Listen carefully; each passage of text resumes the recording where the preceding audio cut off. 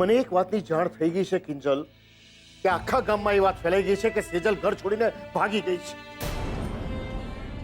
હવે જો એ લોકોને ખબર પડી ગઈ કે સેજલ માં બનવાની છે તો મીરા કિંજલ કે બીજલનો કોઈ હાથ નહીં પકડે. તો ભલે ના પકડે હાથ, નથી પકડાવો કોઈને, પણ પપ્પા મેં નક્કી કર્યું છે આ બધા લોકોથી આપણે ડરવાનું નથી, લડવાનું છે. અને આ કાનજીભાઈ જેવા લોકો એનું તો કામ જ છે આ બધું, બસ ગંદકી ફેલાવે રાખો. ઠીક છે તો મોઢે રૂમાલ બાંધીને ગંદકીની સામે લડ્યા કરો. મારામાં હવે તાકાત નથી રે કિંજલ. હું શું કામ સાંભળું આ બધું? અરે આ શું બોલો છો તમે? સંતાનોની સફળતા માટે જો મા બાપ શ્રેય લેતા હોય તો સંતાનો કંઈ પણ ભૂલ કરે તો એનો જવાબ પણ મા બાપે જ આપવો જોઈએ ને. અચ્છા, એટલે મારો તો બંને બાજુથી મારો ને. એક બાજુ બા એવી ને બીજી બાજુ સેજલ એવી. જુઓ, તમે બાની વાત કરી જ છે તો કહી દો કે અદા બાને એમની સાથે ગામ લઈ ગયા છે અને બા હવે ત્યાં જ રહેવાના છે હંમેશ માટે. એ બધી મને નથી ખબર. સરોજ આવી હતી અહીંયા કહેવા કે રાહુલથી ચેતતા રહેજો. એ સેજલની વાત બધે જ વાટવા લાગ્યો છે. જોયું? એટલે જ મને આ બધી વાતોનો કંટાળો આવે છે. અરે હું જિંદગી જીવ્યો નથી, જિંદગી જોતરી નાખી છે મેં આ લોકોના ભલા માટે, એ આગળ આવે એના માટે. પણ આપણી સેજલ તો કંઈક વધારે પડતી આગળ નીકળી ગઈ છે. મેં મારા હાથે સંસ્કારની વેલ રોપી હતી સેજલની અંદર ને આ સેજલે એ વેલ ઉખેડીને બોરડી વાવી દીધી. તો ભોગવે હવે બોરડીના કાંટા. હું શું કામ ભોગવું? મારાથી હવે આ બધું સહન નહીં થાય. હું ઘરની બહાર પગ મૂકવાનો નથી, કહી દઉં છું. દેખવું પણ નહીં ને તાજવું પણ નહીં.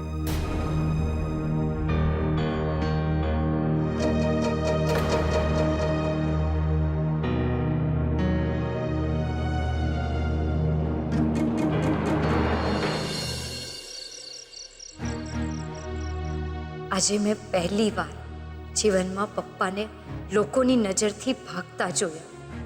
આજ સુધી પપ્પાએ બહુ હિંમતભેર સમાજનો સામનો કર્યો હતો, પણ આજે પહેલી વાર કાનજી કાકાની વાત પરથી એમને એવું લાગી ગયું કે જો એમણે સેજલને આટલી છૂટ ના આપી હોત તો આ દુર્ઘટના ટળી શકી હોત. એક પિતા તરીકે જ્યારે એમના સંસ્કારો પર આક્ષેપ થઈ રહ્યા હોય ત્યારે સ્વાભાવિક છે કે એમને ગુસ્સો આવે. પણ સેજલ વિશે વિચારું તો લાગે છે એની તો અત્યારે સૌથી ખરાબ હાલત છે. એને રૂપેશજીજીનો સાથ મળ્યો, એમણે એની સાથે લગ્ન કર્યા, પણ સમાજમાં એવી તો કેટલીય છોકરીઓ છે જેને પ્રેમ કરનારી વ્યક્તિ સમાજના ડરથી હાથ તાળી આપીને ભાગી જાય છે ને આ બેવની વચ્ચે ઊભી છું હું. આમ તો ત્રીજી વ્યક્તિ, ત્રીજો દ્રષ્ટિકોણ, ને છતાંય આ બંનેને જોડતો ત્રિકોણ. ખબર નહીં જોડી શકીશ કે નહીં, પણ મને એટલું ચોક્કસથી ખબર છે આજથી મારા જીવનમાં પ્રેમ કે પ્રેમ લગ્નને કોઈ સ્થાન નથી. કિંજલ, તું તો સેજલની જેમ મારી સાથે એવું નહીં કરે. નહીં પપ્પા, ક્યારેય નહીં, ક્યારેય. વચન આપ મને, વચન આપ કે તું પ્રેમ કે લગ્ન આ રીતે નહીં કરે. મારી જાણ માટે પપ્પા, હું વચન આપું છું તમને, હું પ્રેમ કે લગ્ન બાબત ક્યારેય વિચાર નહીં કરું. તમે જ્યાં કહેશો, જ્યારે કહેશો, હું આંખ વીંચીને એ વ્યક્તિ સાથે પરણી જઈશ, પણ કોઈ સવાલ નહીં કરું પપ્પા.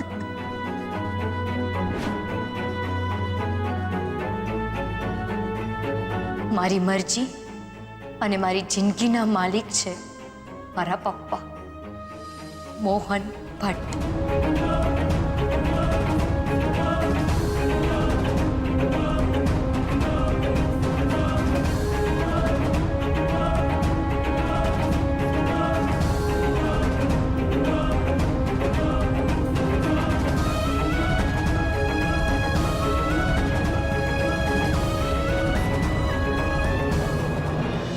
કિંજલ, તને તકલીફ આપવા માટે ભલે ને માસુ અંકલ કેટલા પણ પ્લાન બનાવે, પણ હું એમને એમના બદ ઇરાદામાં ક્યારેય સફળ નહીં થવા દઉં. ભલે ને તે ના કર્યો હોય, પણ મેં ફક્ત ને ફક્ત તને જ પ્રેમ કર્યો છે કિંજલ, અને મારા છેલ્લા શ્વાસ સુધી મારા મનની ઠકરાણી તું જ રહેવાની.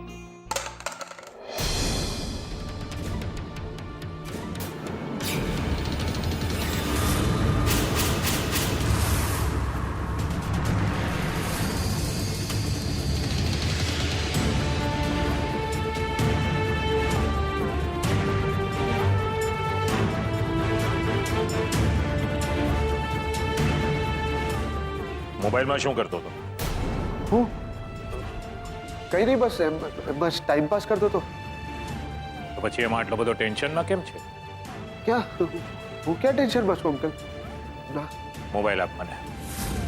મારે જોવું છે મારી વિરુદ્ધ કઈ રમત તો નથી રમતો ને તું? લાવ. અરે હોય કઈ અંકલ? પછી આપ કહ્યું ને.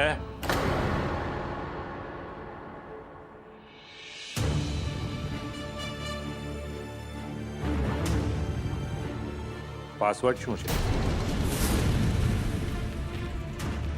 હું પૂછું છું તને, પાસવર્ડ શું છે? આડી અવળી લાઈન છે કે પછી કિંજલ ટાઈપ કરું?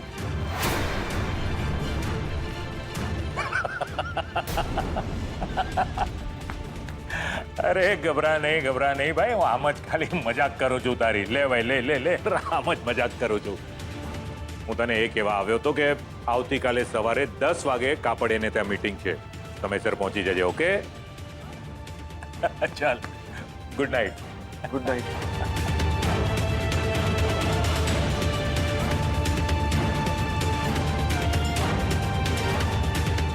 થેન્ક ગોડ, માસુ અંકલે મારા ફોનમાં કિંજલ પાસવર્ડ ટાઈપ ના કર્યો, તો મારો ફોન ખુલી જાત અને મારા આખા પ્લાન પર પાણી ફરી જાત. બસ હવે એ કન્ફર્મ કરવાનું છે કે આ માસુ અંકલે મારી વાતો સાંભળી તો નથી લીધી ને?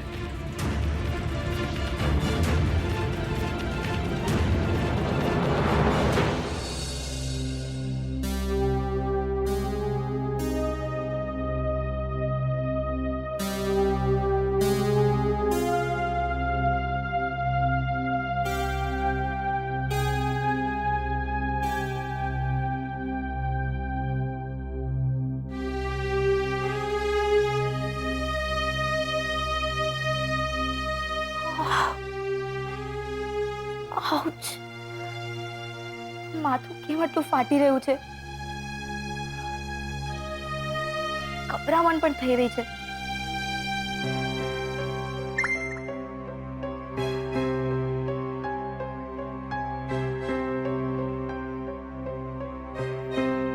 અક્ષય સરનો મેસેજ.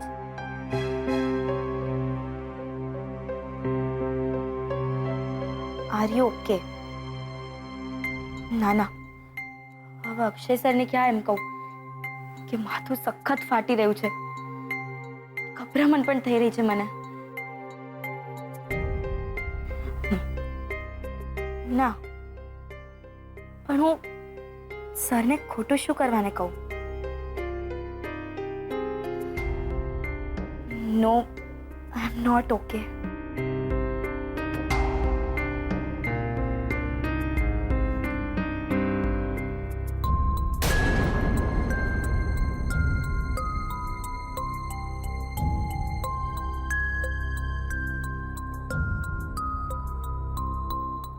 સરને આ ટાઈમ પર મારી કેટલી ચિંતા છે. ઓકે.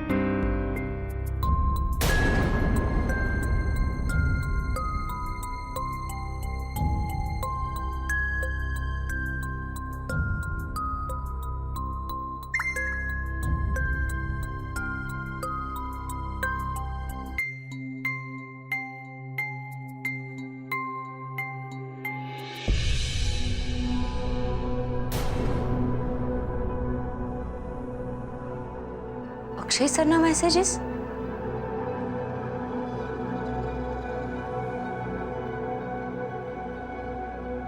બીજલ, બીજલ,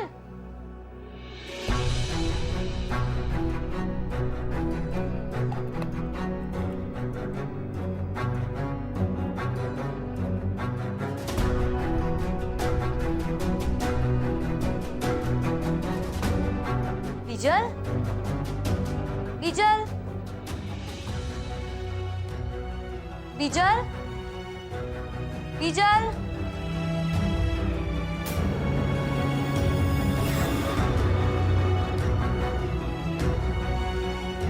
બીજલ,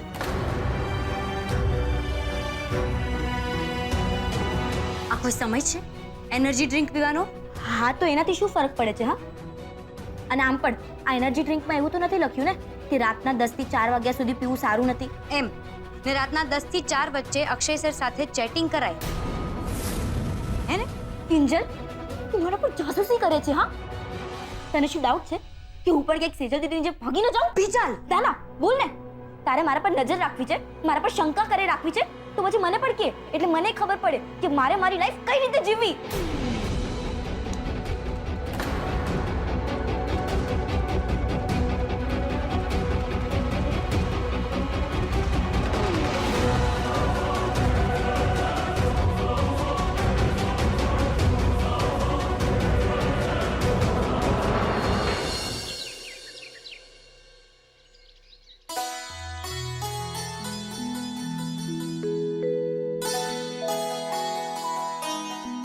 આહા, મસ્ત સુગંધ આવી રહી છે.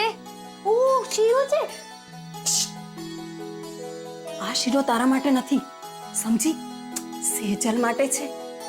તું દુકાને જાય ને ત્યારે એના ઘરે આપતી આવજે. આ વાતની કોઈને ખબર ના પડવી જોઈએ. હા, હું આપી આવું.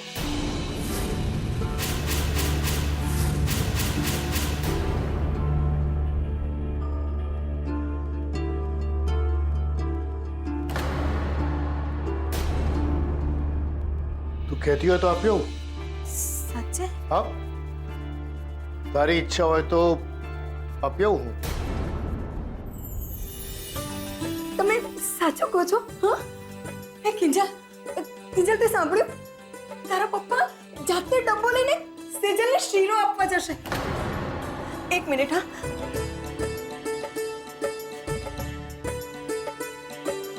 મને ખાતરી જ હતી કે આમ પણ તમારો ગુસ્સો માત્ર 2 દિવસ, અને આમ પણ સેજલ તો તમને કેટલી વાલી ને.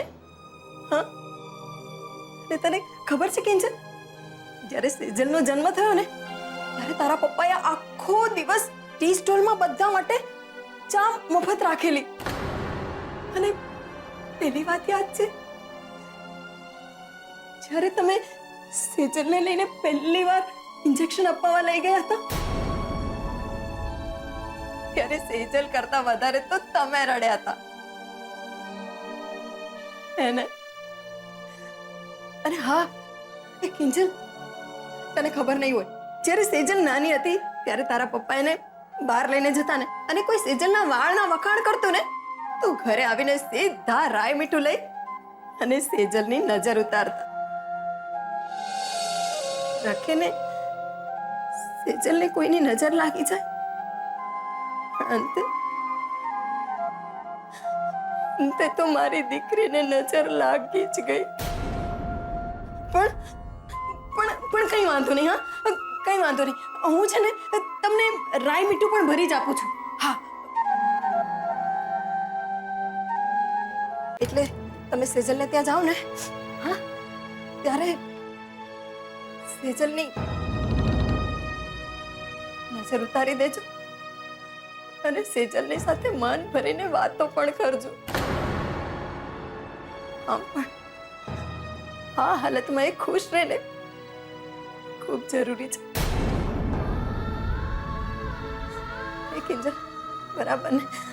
લો લો, આ શીરો અને રાઈ મીઠું.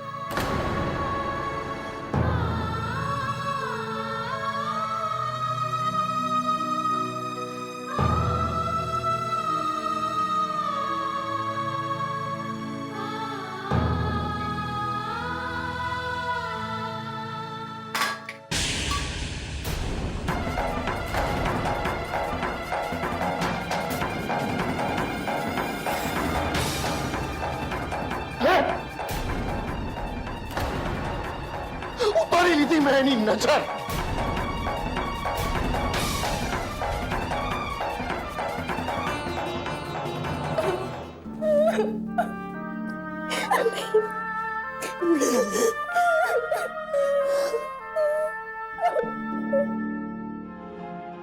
જ્યારે સેજલનો જન્મ થયો ને ત્યારે તારા પપ્પાએ આખો દિવસ ટી સ્ટોલમાં બધા માટે ચા મફત રાખેલી.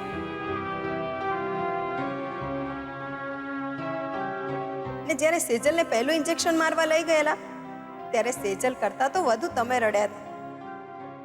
જ્યારે સેજલ નાની હતી ત્યારે તારા પપ્પા એને બહાર લઈને જતા ને અને કોઈ સેજલના વાળના વખાણ કરતું ને તો ઘરે આવીને સીધા રાય મીઠું લઈ અને સેજલની નજર ઉતારતા.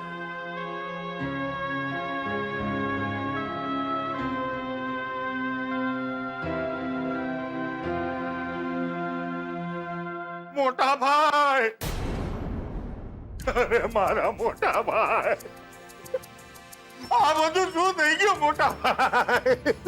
હો?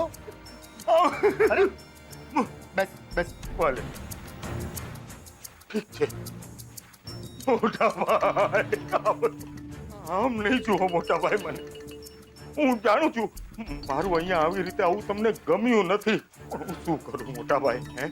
હું તમારો સગો નાનો ભાઈ છું, સેજલનો સગો કાકો છું. મેં તમને કહ્યું તું ને આ બધા મોટા માણસો સાવ ખોટા હોય છે. કેવું કહેતા હતા આપણે તો લગ્ન સાદાઈથી કરવા છે, પણ કેવું સિફતથી અવળું મોટું પેરામણીનું લિસ્ટ આપી દીધું તમને. બોલો મોટા ભાઈ, તમે નહીં માનો આ માસુભાઈએ મને ને રાહુલિયાને બોલાવ્યો તો અને કીધું આજથી આપણી પાર્ટનરશિપ ફિનિશ. અરે ઈ તો બોલતા બોલી ગયા, પણ આમાં હું ફિનિશ થઈ ગયો. અરે કેટરિંગનો ઓર્ડર વયો ગયો. હા, બધું તો હું તમને કહું છું મોટા ભાઈ, કારણ કે તમારી માટે અને આપણી સેજલ માટે મારું પેટ બળે છે. સગો કાકો છું, પણ સેજલની ચિંતા થાય છે. ન કરે નારાયણ, આપણી સેજલને કઈ થઈ ગયું તો?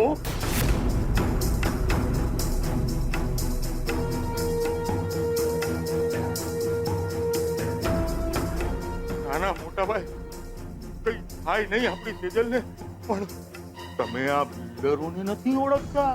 હા, બધી જાતના ને બધા જાતના લોકોના કોન્ટેક્ટ હોય છે એ લોકો પાસે. કરાવી નાખ્યું તો આપણી સેજલને. મારી માનો ને મોટા ભાઈ, તો હું તો એમ કહું છું કે આપણે પોલીસ સ્ટેશનમાં જઈને કમ્પ્લેન્ટ નોંધાવી નાખીએ. એકવાર હાથમાંથી જાય ને મોટા ભાઈ ઈ ચાલે, પણ જીવથી ગઈ તો?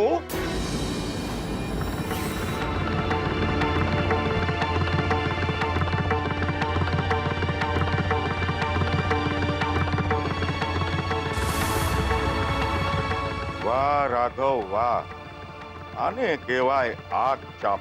માસુક સંઘવી, તમે મારી પાસેથી મારું કમિશન આચકવાનો પ્રયત્ન કર્યો ને, તો આ રાઘવ દાસ પણ તમને શાંતિથી જંપવા નહીં દે.